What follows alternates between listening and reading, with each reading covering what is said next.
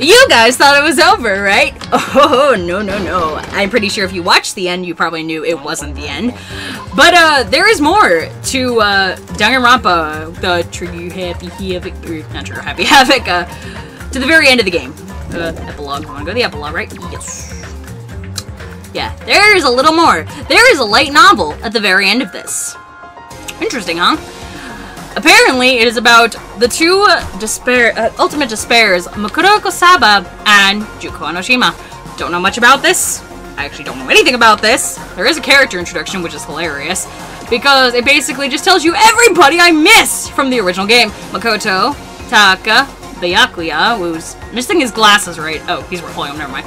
Mondo, Leon, Hifumi, Yasuhiro, Sayaka, Kyoko, Aoi Hasahina, Toko, Sakura, Celestia, or Celeste, Junko, Chihiro, and Makoto. So, yeah, I don't think I really have to go over that if you haven't watched those. I don't know if this is a novel or what this is. I haven't looked at this at all. So, I don't know how long this will be, but we'll see. I'm gonna do voices! Yosh! If Monokuma Theater. Monokuma's monologue. The world is full of ifs. If Adam hadn't tied the knot with Eve, society would never have been born.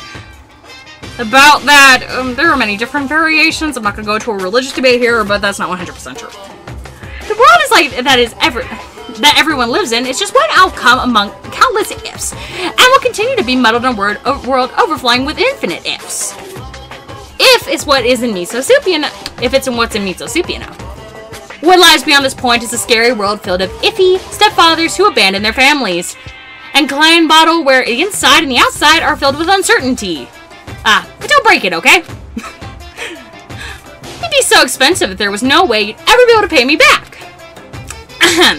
But no matter how you look at it, ifs are simply worlds just unlike any other.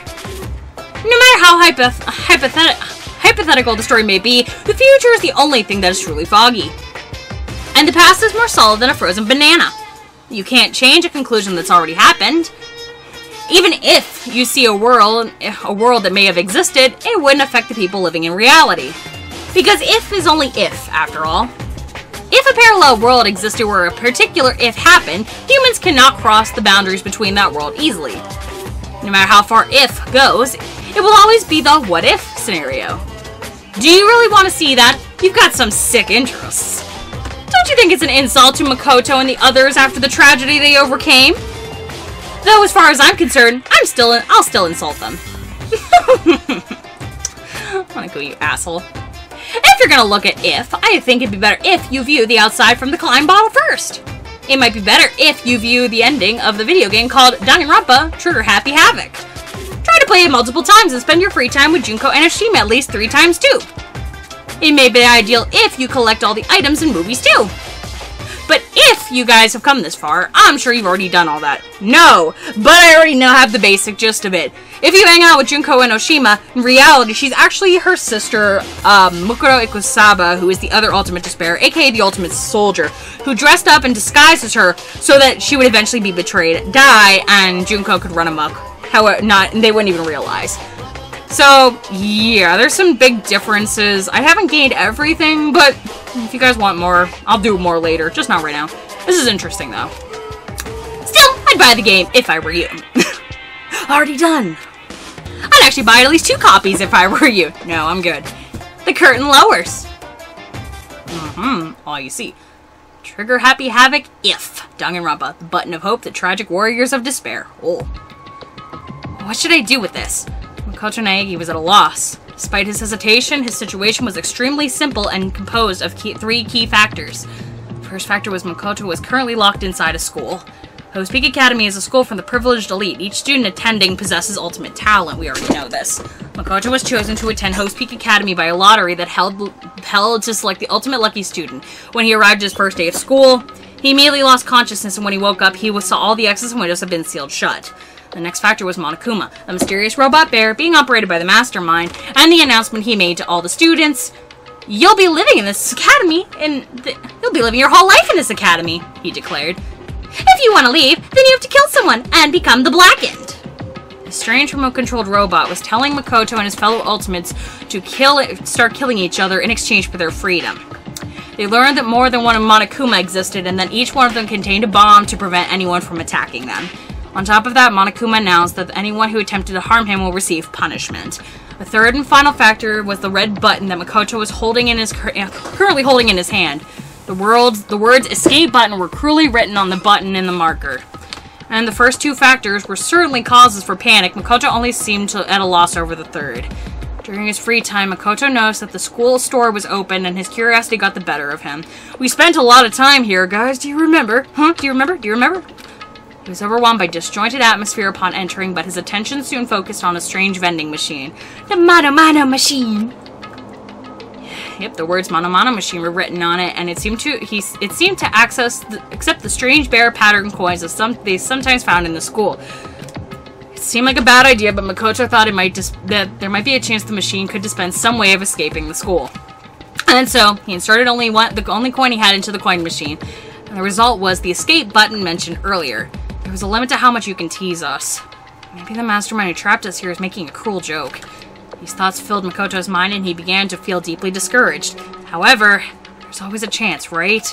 Makoto was just an ordinary boy. He only gained entry to Host Peak Academy through a lottery to find the ultimate lucky student. Maybe that luck was the real deal.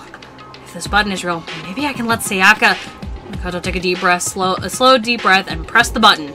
Instantly, pain burst through his entire body. Oh. Ugh. Makoto's arms and legs went limp as he lost balance and fell to the floor in a crumpled heap. He breathed heavily. It dawned on him what had happened.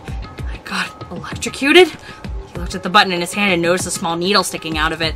Makoto quickly surmised that the electric current must have been running through it. After regaining enough of his strength to stand back up, Makoto thought about it once again. I should have known it was fake. Just how sick and twisted was the mastermind. My head still feels a little woozy. I should go back to my room and rest today. With that in mind, Makoto walked out of the school with the slow, careful steps. But Makoto didn't know yet. If the escape button was really fake, it would have been an act of mercy from the mastermind. A small bear-shaped shadow began moving around inside the now empty school store. The shadow, Monokuma, and a motorcycle, stood before the Mano machine and stared silently. But after some time had passed, he began to laugh. A cold, hollow laugh, utterly devoid of emotion. Despite the fact that he was alone, Monokuma began to talk, almost as if he was speaking with someone. Perhaps Monokuma was talking directly to the mastermind controlling him.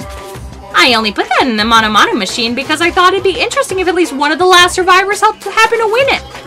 But with a success rate of 0.00001%, I never thought anyone would actually win it. Perhaps I should have expected the ultimate lucky student to overcome such impossible odds. Monokuma started blushing and breathing heavy for no apparent reason. A robot like Monokuma doesn't need to breathe, but because of his technology is super advanced, he expresses himself like a living creature. Makoto was chosen through a lottery, and now he won the escape button through a lottery? This is obviously impossible, right? Is this what a miracle is? Is this all systems go towards escaping? Is something that defies all common sense about to come crashing into my world? Well, even though I don't really want it at all, I'm starting to enjoy this new sensation. We'll be back after these commercials. Monokuma's internal machinery began running at full capacity. His facial expressions began changing more smoothly than any humans could. Suddenly his expression immediately stopped and he whispered through his speakers, "But is this really luck?"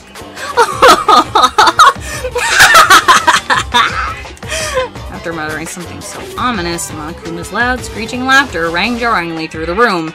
The situation was about to unfold, containing two conflicting emotions in equal measure. Hope and despair. Okay. The next day, nighttime. Student dormitory, Makoto's room. Makoto Nagi lay on his bed, desperately struggling with the despair and hope churning within him. Monokuma had forced the students to each watch a DVD earlier that day.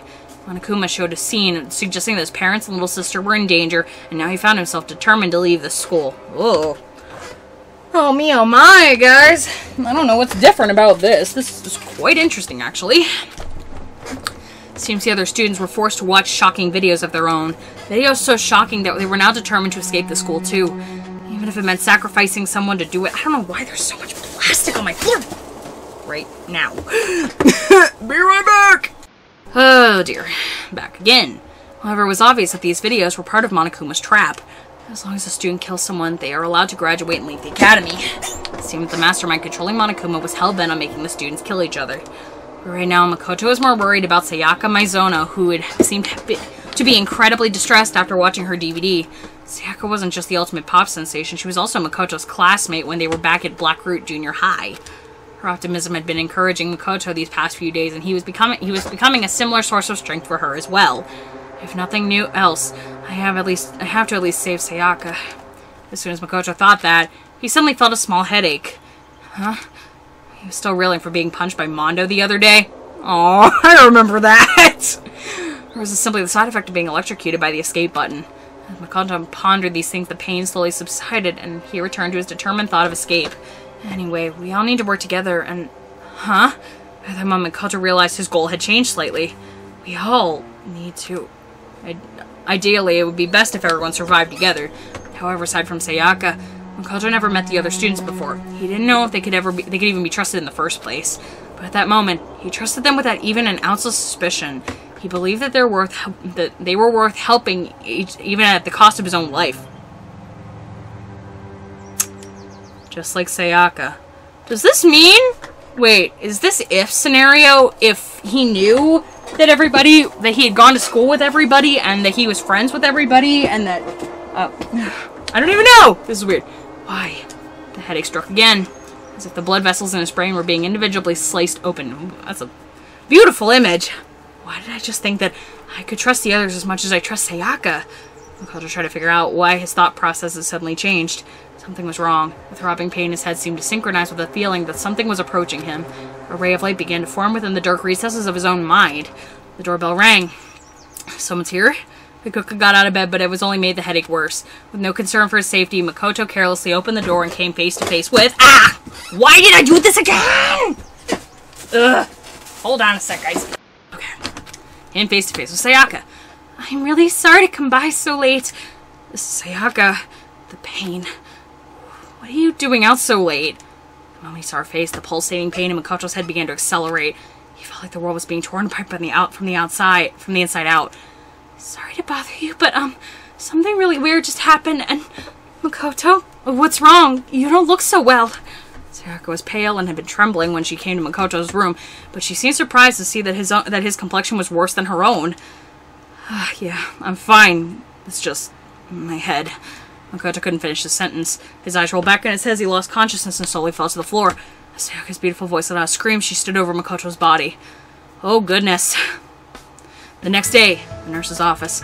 Oh, you're awake. Hey, are you okay? How many fingers am I holding up? As Makoto regained consciousness, he was greeted by the sight of fingers with long fake nails being waved in front of his face. Huh? You're Junko, right? Hey, why do you seem so unsure? I'm a little shocked to hear you say that. Despite what she said, Junko Hanashima, the ultimate fashionista, was laughing as if she'd found this all very amusing. Makoto looked around and realized he had never seen this place before. Something like a hospital. 3 beds, including his own, were lined up against the room, with various medical instruments laid around them. The black ceiling was strangely oppressive. As he sat up, Makoto's mind immediately centered on only one possibility. Where are we? Did I get rescued? That'd be nice, huh? She replied as she looked away. Junko explained that the nurse's office on the first floor of the academy. That wasn't even open in the first game at this point. Monokuma thing said, I can't bear to see my precious students get sick and open this place up this morning. But you don't think it's suspicious? What if all these meds are poison? To be honest, I wouldn't be surprised. Makoto remembered his encounter with the escape button and let out a small sigh. So why am I here, Junko? You should be thanking Sayaka for that. She was here the whole night taking care of you. She was? Junko ignored Makoto's surprise and continued casually talking. But then Taka got all fired up and was like, oh, we should take him and watch over him. Just as happened to be on duty when you woke up. Well, even then, I can only say because Byakuya did. Wow, I said that completely wrong. I apologize. I see. Thanks. Like I said, you should thank Sayaka. Anyway, how are you feeling? Is everything alright? Kojo thought about it for a moment and remembered what he had been thinking about before he lost consciousness. It's kind of weird, but actually, it's a really weird question, but what's up? Junko, we've never met each other before, right? Upon hearing this, Junko's eyes began to widen, but a few seconds later she began to laugh. Huh? Are you for real? Is that like a pickup line? Like, so totally played out, you know? Even though she was grinning, a serious look came over her face. Just so you know, you shouldn't expect anything like that from me. I know I look this way, but I take my virtue pretty seriously. No, I mean, I never expected... Well, that's what I figured. It's obvious that you're totally omega male anyways. Makoto and Junko continued talking to one another. Although he wondered why Junko was talking to him instead of leaving the other to get the others, Makoto didn't question it. He just wanted to talk to someone. Anyone. As long as he interacted with his fellow students, he believed that he would learn the truth about what was going on inside his head. 10 minutes later, Junko mostly talked about alpha males and omega males. Her time being homeless, about her past and her dreams for the future. The last topic was a lot heavier than the previous ones, but Makoto's calm demeanor seemed to cheer her up. She smiled sincerely and said softly, "Thanks, Makoto." It was a sign of gratitude for listening to her troubles, but she kept the same smile as she blurted out something horrifying. "In return, I promised that if I do decide to kill someone, it won't be you." Don't say scary stuff like that. At least that's what Makoto thought, but the words that came out of his mouth expressed a different sentiment. "I see. Thanks. But I wouldn't want you to become the Blackened in the first place." For some reason, Makoto felt like the murderous words that came out of Junko's mouth seemed like a natural thing for her to say. She seemed very surprised by Makoto's response and quickly blurted out, "Huh? Are you serious? I was just kidding." "Huh? Oh, yeah, of course. Sorry for acting so weird. And no worries, let's just chalk this up as you being woozy from your recovery." She returned her usually bubbly self and let out a big stretch and turned to Makoto. "I'm gonna get out of here now, and make sure you don't get killed before the next person arrives." After seeing her off, Makoto lay back in the bed and started thinking to himself, "What is this strange feeling?" This dull headache continued as though his thoughts began to blur. I was just talking to Junko, but I feel like I was talking to someone else. Does he know? Like, is he aware that this is not what it really is? Oh my gosh. Who is she? The more he thought, the more I felt like his memories were sinking into a thick swamp. Each throb of pain pulsating in his head like waves on the surface of that swamp. What is this feeling? It felt very unpleasant, as though someone's voice was screaming from him from inside his head. Makoto tried to organize his thoughts and go over everything that had happened to him, but he was interrupted by the sound of a bell. Unlike the doorbells, the nurse office didn't have a doorbell. The bell, the sound that wasn't heard, was ringing throughout the entire building. "Ahem, ahem, testing. Mic check, 1, 2. This is a test of the school's broadcast system." That was Monokuma's voice. "Now that Makoto's finally woken up, please assemble in the gym." Makoto listened to Monokuma's heartless order and got out of bed without complaining. "I have to go." He walked one step at a time in accordance with the rhythm of his throbbing headache. Slowly, he walked forward, not knowing where he was headed, where he was headed was to heaven or hell. Oh my. The gym. "Makoto, are you alright?" Oh, Sayaka ran over to Makoto as soon as he entered the gym. "Yeah, thanks. Sorry about yesterday. I guess I really worried you." "Please, don't apologize. I'm sorry too. I barged into your room when you weren't feeling well." "Now that you mention it," said Makoto, "what happened yesterday?" Sayaka looked away for a brief moment, but immediately turned back, smiled her pop sensation smile, and shook her head. "It's nothing. I'll tell you some other time." Yeah, this was when he stopped her from causing the murder. Okay, that's interesting. Huh? While the others were talking, Kiyotaki Shimaru, the ultimate moral compass, my baby, stepped forward and pointed an accusatory finger at Makoto. "You're late, Makoto! Explain why you were tardy!" I didn't think I'd get to do his voice again for a while. This makes me happy! The other students collectively raised their eyebrows as if they were thinking, why is the guy yelling at someone who's sick? However, Makoto just smiled gently and answered him honestly. "I feel also as resting in the nurse's office. Can you note that in the daily logbook?" "I see. If that's consistent with my information, if that's the case, I shall consider this matter settled." The conversation progressed smoothly as Taka smiled as he kept talking.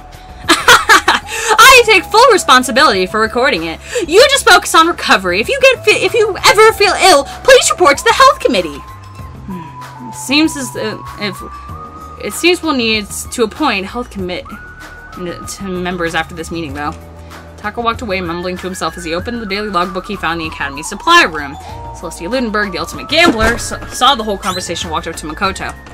"Despite his unreasonable behavior, you should know exactly what to say to him." "Huh?" As soon as Celeste said that, it was dawned on Makoto. It's true, he didn't feel well, and that he had been resting in the nurse's office.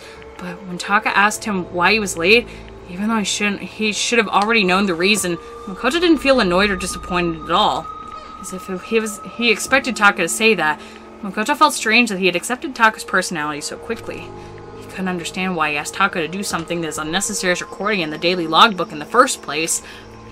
And why did I say that? It's like I was used to it. His response to Taka's demands came as unnaturally to him as breathing. Why?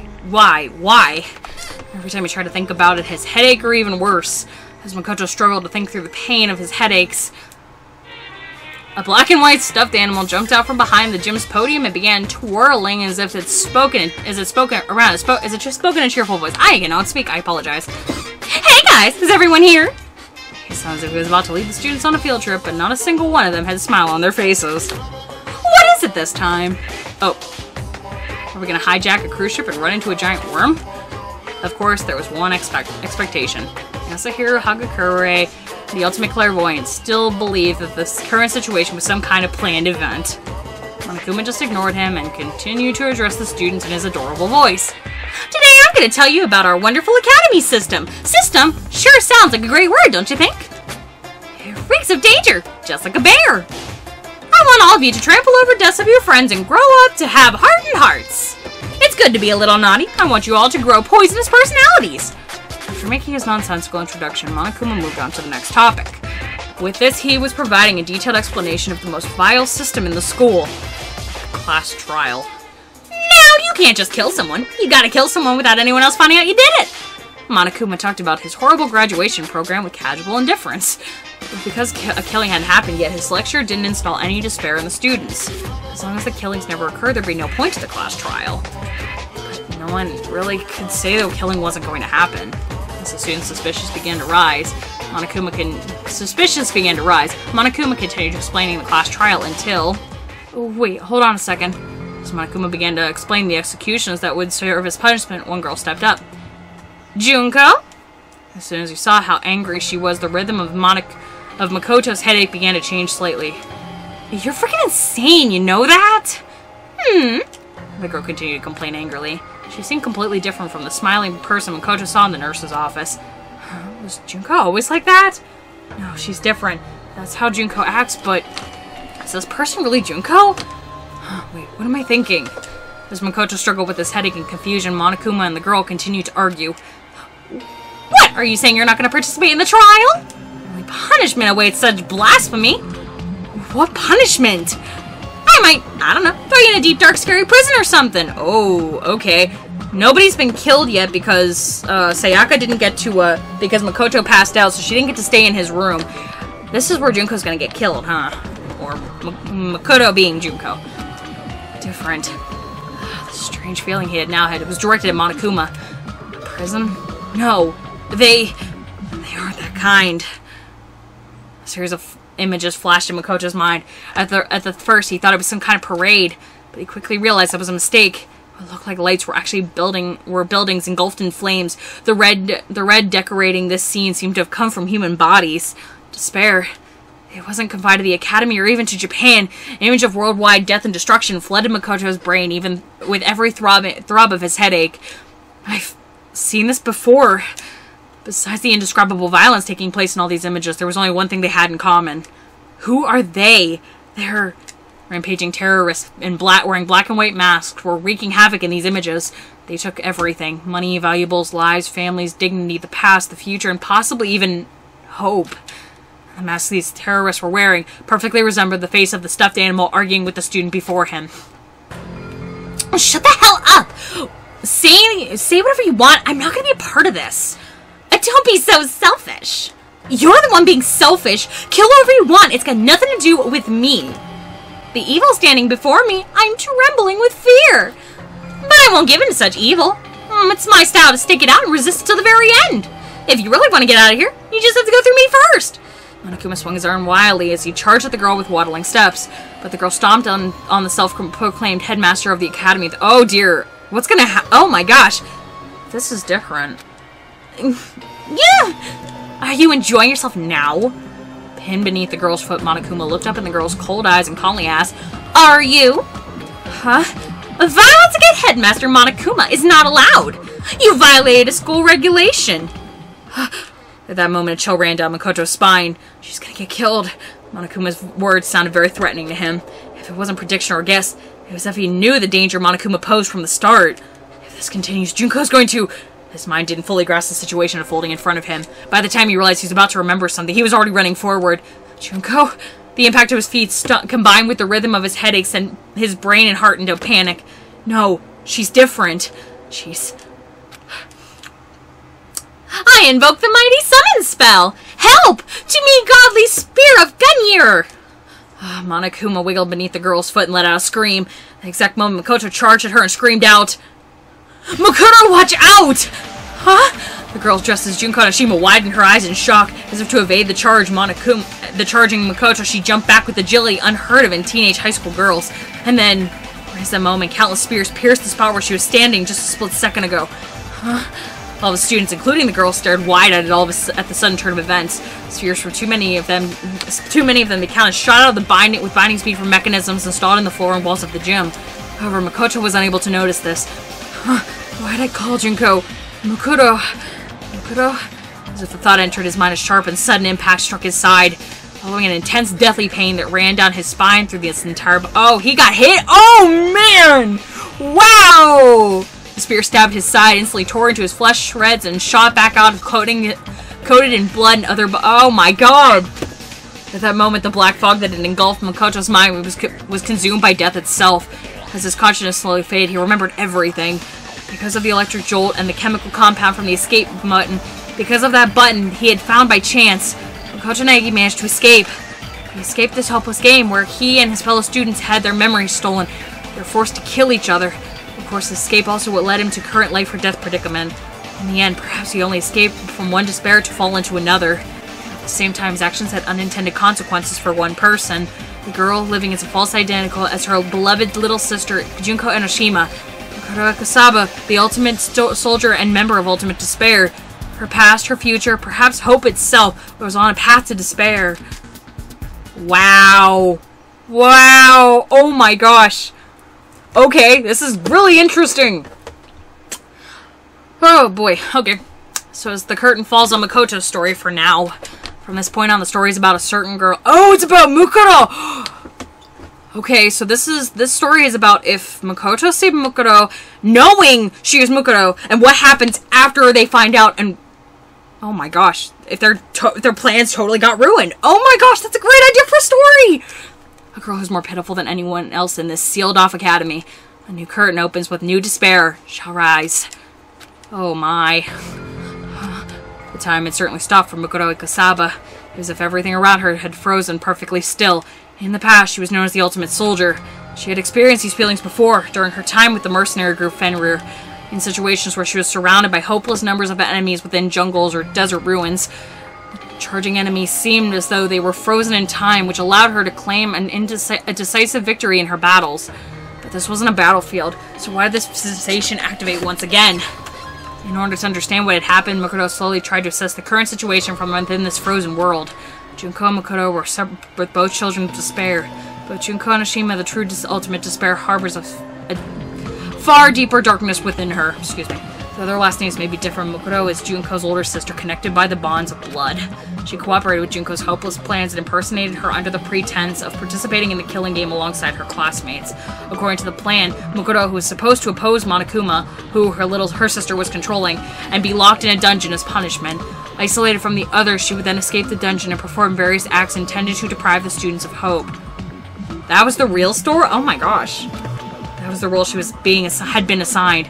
When Makoto succumbed to his headache, Junko ordered her to see if the shock had caused him to remember anything that could make him a liability. He woke up as she was tending to his wounds, so she made a small talk with him, but she didn't notice any change in his behavior. Until at this point, she was certain there shouldn't be any problems. Nothing could possibly go wrong. She stomped on Monokuma like her sister ordered her to do and flawlessly spoke the lines she was taught to memorize. Afterwards, she would fall through a trapdoor into the dungeon and remain isolated to the other students. That was her role. She hadn't done anything wrong. There were no problems. She repeated that to herself over and over like a silent prayer, but in that frozen moment in time, what she saw was not a trapdoor, but countless spears. One of them had skewered Makoto through his side. Why? Why Makoto? Why are there spears? Gunyear? I would have died if I hadn't moved. Did Junko mess up the plan? No, Junko would never mess up. Was she trying to kill me? Me? Makoto saved me? Why? Why did he say my name? Why did his memories come back? Did his memories come back? Did I not realize that? Did I make a mistake? Is that why Junko got angry? Is this punishment? Is this my girlfriend? You are the older sister. Why are you letting this happen? Junko tried to kill me. Kill me. Kill me. Kill me. Slowly, time came back to her world. Makoto could feel her face turning pale as she looked towards Makoto. Students' screams ran throughout the gym. Sayaka was probably the first one to scream, but who screams first didn't matter to Makoto. Makoto. Why? Makoto was the awesome and lucky student. He had been her classmate for the past 2 years, and now he was a sacrifice to despair. Not long after he had given her an answer of sorts during their conversation in the nurse's office. He was just a pawn in her plan, in the plan her sister had devised. But now, the feeling of doubt began to forming in Makoto's mind. What did I want from Makoto? As her heart churned relentlessly, she continued to think. In return, I promise if I do decide to kill someone, it won't be you. Was I impersonating Junko then? Or did I really mean that? When did I start feeling this doubt? Just now, the moment he saved me? Or when I spoke in the nurse's office earlier? Or when I first confronted him about this killing game before his memories returned? Or was this even before that? Makoto stood there confused and overwhelmed as Makoto slowly opened his eyes, the spear still impaling him through the side. Makoto? Makoto, are you okay? Makoto was no longer impersonating the ultimate fashionista. Look up from the floor of the gym. Makoto asked, "Why are you dressed up like Junko then?" He was smiling. Maybe he couldn't feel the pain anymore, or maybe he was being affected by something else.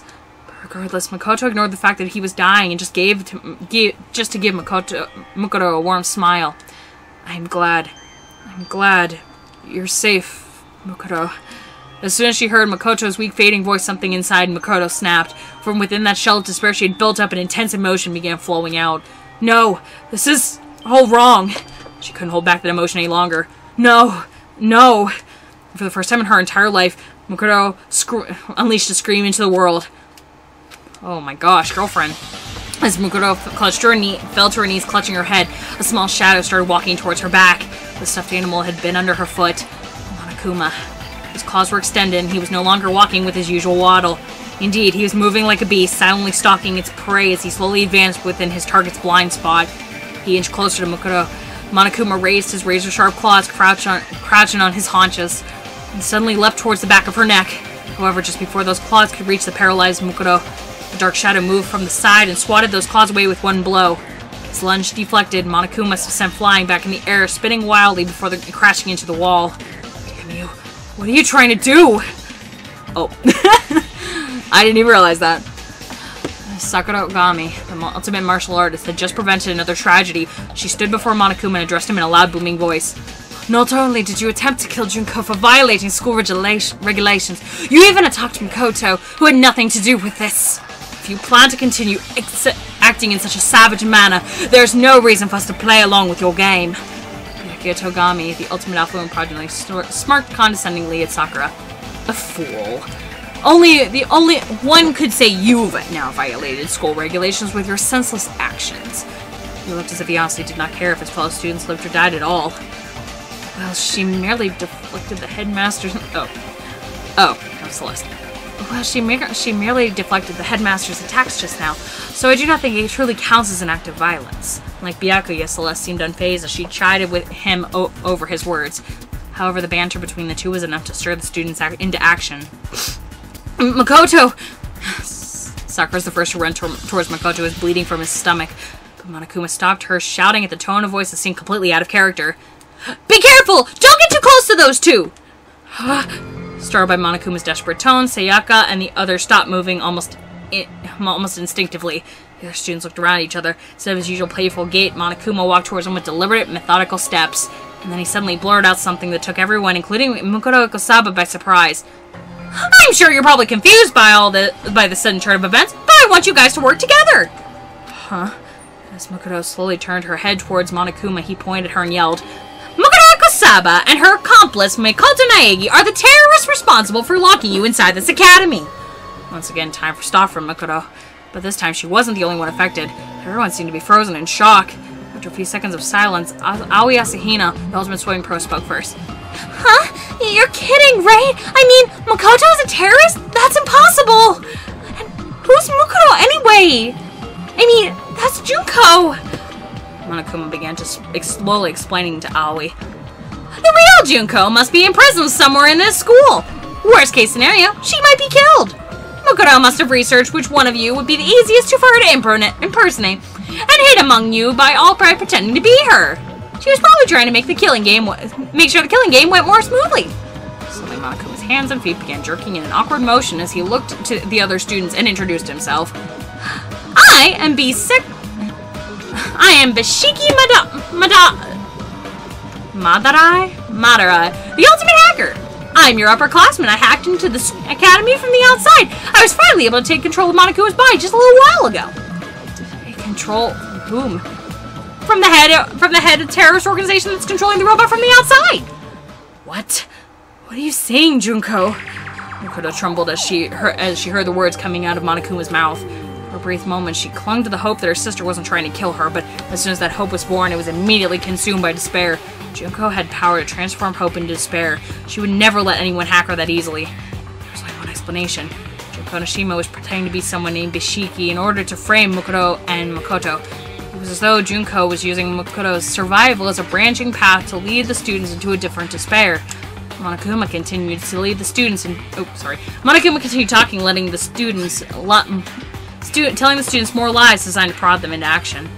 On your first day at Host Peak Academy, you guys were exposed to a sleeping gas, knocked unconscious, and taken hostage. Makoto and Makoto are probably the only operatives that the terrorists sent inside the school. That means they probably know how to escape from here. And then Monokuma turned to face Makoto. Makoto Ikosaba was a member of a mercenary group called Fangirl. She's a wanted criminal who killed over 10 people associated with the school. So don't get soft and think you can capture her alive. In fact, that's exactly what the cops told me. So, the moment I saw an opening, I tried hacking the trap they set and tried to kill her. What about Makoto? Monokuma gave a cold, emotionless answer to Sayaka's question. My guess is that it's a measly little ultimate lucky student didn't stand a chance defying a group like Fenrir. He's probably threatened and forced to cooperate before you entered the school. Or, judging from his actions earlier, maybe Makoto seduced him. Sayaka's face went pale when she heard that answer and she immediately stopped talking. Makoto raised her head and shouted, You're wrong! Makoto isn't a terrorist! You all have to believe me! The whole gym fell silent, and then, as if he was speaking from everyone, Taka stepped forward and nervously asked, Hold on! What do you mean Makoto isn't a terrorist? It sounds like you're saying that there's no doubt that in fact you are a terrorist! I asked you that I asked that you correct yourself once and say, We're not terrorists! Celeste began informing her own doubts as well. It is strange. It doesn't seem odd that she's so protective of someone we all just met a few days ago. Makoto stood in silence. The other students' faces began to fill with suspicion and doubt as they realized they weren't looking at the real Junko Enoshima. Byakuya pushed up his glass typo and began coldly pointing out what seemed out of place to him. I heard that fool Makoto, or whatever his name is, called you Makoto instead of Junko.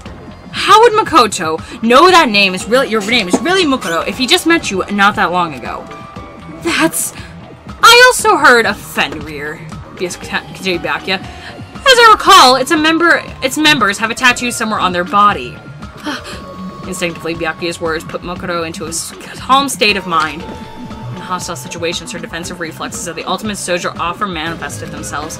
Makoto's tattoo was on the back of her right hand. She wondered how she could hide this from other students without also calling attention to it. But in the end, this concern was in vain. If the police records are true, she should have a tattoo on the back of her right hand. Oh, sorry, that was Monica. Whatever. That's the only problem with me reading things, is unless they tell you who's talking, I never know. All right! Cried Taka, his voice filled with enthusiasm. Show us the back of your right hand and prove your innocence! Monokuma dispensed another unnecessary remark. Make sure you look real close. She might have covered it up with foundation. Junko had ordered Makoto to hide her tattoo with foundation, so Monokuma information was entirely true. There was nothing Makoto could do except stay quiet. However, she wasn't staying quiet because her identity was about to be exposed. She was struck by the realization that her sister was completely serious about pinning this on her. Why the hesitation? Shouted foolishly honest Taka. As my classmate, I have complete faith in you! From behind him, Hifumi Yamada, the ultimate fanfic creator, murmured to himself as a cold sweat rained down. Oh, I get to do Hifumi's voice! It's been so long, guys! Well, look at that! I guess I have what you call a check me, huh? Why don't you just fess up already? Oh, Mondo. Why don't you just fess up already, you fucking bastard? In contrast to Hifumi, Mondo Iwata, the ultimate bike gang leader, was royally pissed. I understand. However, there were some students that were busy questioning Monokuma instead of Makoto. Hey, you're not coming to save us? Shouted Leon Kawada, the ultimate baseball star. You should hurry up and charge in here already. Monokuma looked at Leon and shook his head softly. The police can't help you right now. Not only are you guys hostages, it's possible that the entire school has been rigged with explosives and poisonous gas. I hacked into this Monokuma to investigate that for myself. Then what about the DVD that everyone outside the school? Sayaka. The memory of the DVD she was forced to watch yesterday weighed heavily on her mind, but Monokuma didn't have a clear answer. I don't know anything about DVDs, but there are definitely terrorists causing havoc out here. Law enforcement around the world is in shambles trying to deal with this. That's impossible. Sayaka shuddered and collapsed to her knees. Sayaka. Oh. Chihiro Fujisaki, the ultimate programmer, was unsure about what she should do. Behind her, the two other girls stood silently. First was Toko Fukawa, the ultimate riding prodigy. She seemed to be trying hard not to look at Makoto as he lay bleeding. The other was a quiet girl who hadn't talked about herself much, named Kyoko Kirigiri. Unlike Toko, Kyoko was watching everything intently as if she were studying the scene of a crime. Oh. From Makoto's breathing pattern to the subtle changes in Makoto's facial expressions, nothing was escaping her attention. Suddenly, Toko began nervously talking to Sakura. So, anyway, let's just say this Makoto woman, or whoever, is a terrorist. Hurry up and beat her to death or something! We don't know that yet. My fists do not mete out justice based on simple speculation. Sakura tried to get near Makoto to examine his wounds, but Monokuma stood shouting in her way, shouting, "Don't come any closer!" And Makoto was also the only one who could get close to Makoto. She had ended countless lives on the battlefield. She knew from experience, if she didn't treat Makoto's wounds, he would die. His wounds were not immediately fatal, but if he continued to lose blood, he would eventually slip into shock and die shortly after. Oh my. Please, you need to treat Makoto first. Absolutely not, said Byakuya, harshly interrupting Makoto. Tying you up and examining the back of your right hand is our first priority. Hey, Makoto's in danger! Now's not the time for that! Oh, sorry. This is the problem, is that I don't like reading because I never know voices. Let's try that one more. Let's try this one more time from the beginning. Hey, Makoto's in danger! Now's not the time for that! Said Aoi as she cast a worried glance at Makoto. She was having trouble understanding the situation and hadn't decided if Makoto was suspicious or not. Byakuya was about to snap at her, but Makoto's actions stunned him into silence. She took a deep breath and then Makoto moved her blonde wig from her head. There were two blonde pigtails only a moment before, but now there was short black hair. She cleared her face of all emotion, and when she spoke, her voice rang through the gym. I am not Junko Enoshima. My name is Makoto Ikusaba. The student stared wide-eyed at her open confession. All she did was remove her wig and clear her emotions. But in doing so, the person the student had recognized as Junko Enoshima vanished from sight.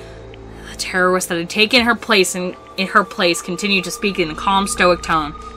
I helped lock everyone inside this academy.